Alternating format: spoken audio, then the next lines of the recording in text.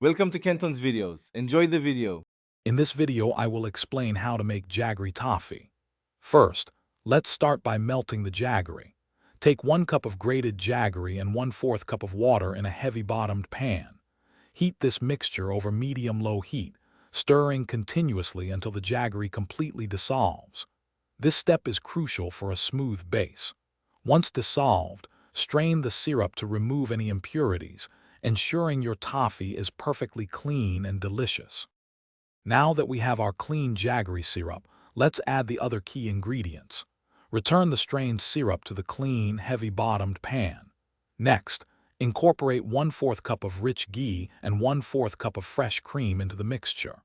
Stir everything together continuously over medium heat. This ensures all the flavors meld beautifully, creating a rich and creamy base for your toffee. Keep stirring to prevent sticking. The next critical step is achieving the perfect toffee consistency. Continue cooking and stirring the mixture over medium heat. You'll notice it thickening and starting to pull away from the sides of the pan. To test for readiness, drop a small amount into cold water. It should form a firm, non-sticky ball.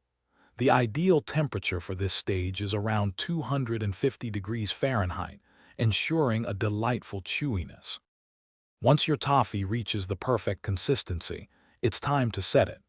Quickly pour the hot mixture onto a greased baking sheet or a silicone mat. Use a greased spatula to spread it evenly to your preferred thickness. Let the toffee cool completely at room temperature for at least 30 minutes. Once firm, you can break it into pieces and enjoy your homemade jaggery toffee.